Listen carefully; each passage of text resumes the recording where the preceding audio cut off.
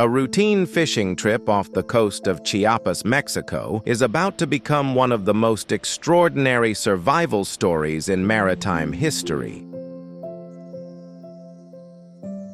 Jose Salvador Alvarenga and 24-year-old Ezequiel Cordoba had a mission of 30-hour deep-sea fishing expedition, hunting sharks, marlins, and sailfish. Neither man could imagine they would not see land again for over a year.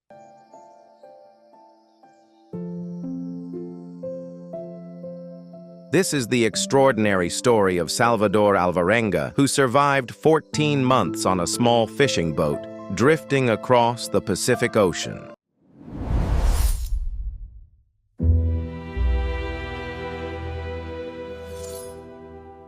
On November 17, 2012, Alvarenga set out from the fishing village of Costa Azul near Pijijiapan, off the coast of Chiapas, Mexico. An experienced sailor and fisherman, he was intent on a 30-hour shift of deep-sea fishing, during which he hoped to catch sharks, marlins, and sailfish. His usual fishing mate was unable to join him, so he arranged instead to bring along the inexperienced 24-year-old Ezequiel Cordoba, with whom he had not previously spoken and whose surname he did not know. Shortly after embarking, their boat, a 7-meter, 23-foot topless fiberglass skiff equipped with a single outboard motor and a refrigerator-sized icebox for storing fish, was blown off course by a storm. Everything changes. A massive storm engulfs the tiny vessel for 5 relentless days. The motor fails. Electronics die. Alvarenga managed to call his boss on a 2-way radio and request help before the radio's battery died. Having neither sails nor oars, no anchor, no running lights, and no other way to contact shore,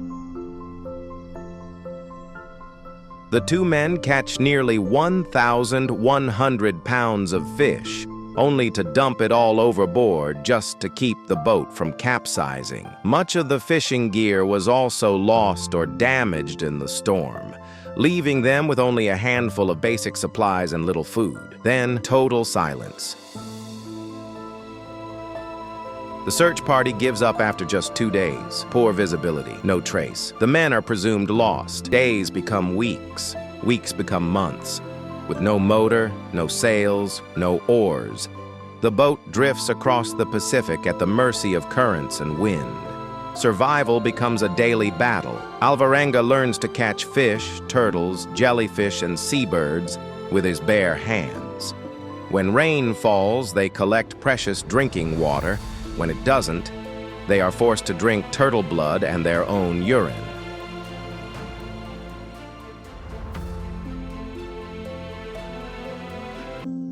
Four months into the voyage, Ezequiel Cordoba falls ill from the raw food. Weakened and hopeless, he refuses to eat. Cordoba dies from starvation. Alvarenga is now completely alone. For 4 days, Alvarenga contemplates suicide. His Christian faith stops him.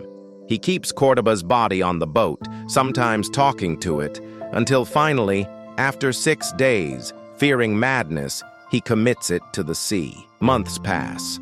Alvarenga sees cargo ships on the horizon, massive vessels crossing the Pacific, but he cannot signal them, cannot make himself seen. He keeps track of time the only way he can, counting moon phases, 1 moon, 2 moons, 5 moons, 10 moons, 15 lunar cycles, 438 days, nearly 7,000 miles across the Pacific Ocean. January 30th, 2014, Alvarenga spots land, a tiny, desolate islet in the remote Marshall Islands. He abandons his boat and swims to shore, barely able to walk. A local couple finds him at their beach house, alive, against all odds. The first person in recorded history to survive more than a year lost at sea in a small boat.